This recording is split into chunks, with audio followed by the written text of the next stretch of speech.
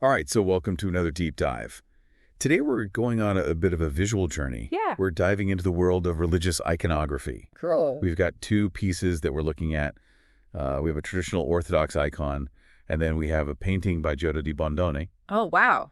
And yeah, just comparing them side by side reveals a lot of meaning, I think, hidden in plain sight. Yeah, absolutely. And it's interesting how much the artistic choices Right. reveal about beliefs. Yeah.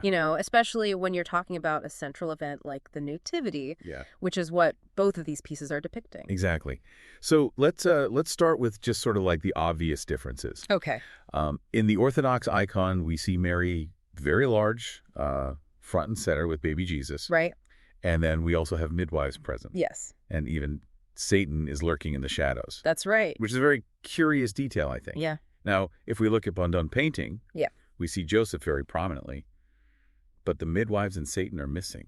Yeah, they're absent. But interestingly, both artists chose to separate Mary and Joseph in their depictions. Yes, that's very significant.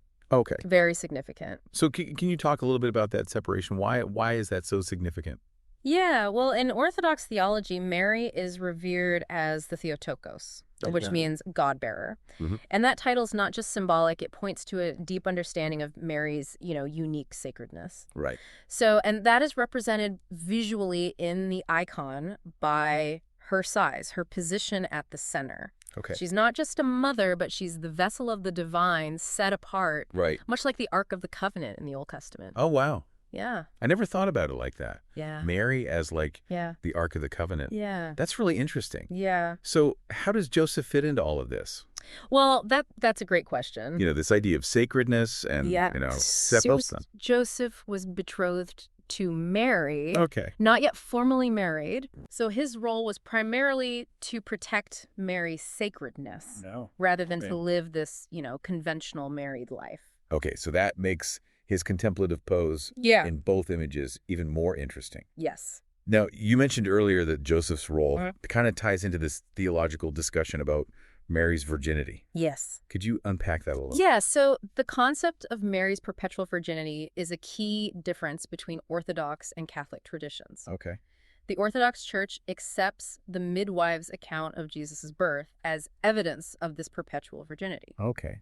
So in the icon, the midwives are included, and it visually reinforces that perspective. And in Bondone's painting, which reflects that later Catholic perspective, Right. the midwives are absent. Exactly. Bondone's work seems to delve more into Joseph's internal struggle, Right. rather than focusing on this external evidence. Okay, yeah, that's fascinating. Yeah. So let's talk about Satan a little bit, Go ahead. who we only see in the Orthodox icon. How does that play into this whole story? Yeah, well, in the Orthodox icon, Satan is depicted as tempting Joseph, Okay. almost as like a representation of the external forces that can challenge faith. Right. But in Bondone's painting, with the absence of Satan, the focus shifts, I think, Right. more internally within Joseph. Okay.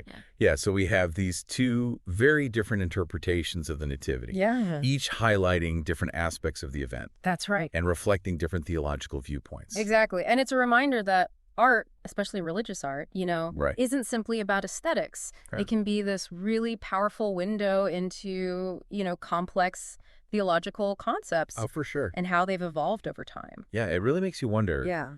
if these images can shape our understanding of Mary and Joseph and even, Right. the nature of temptation. Yeah.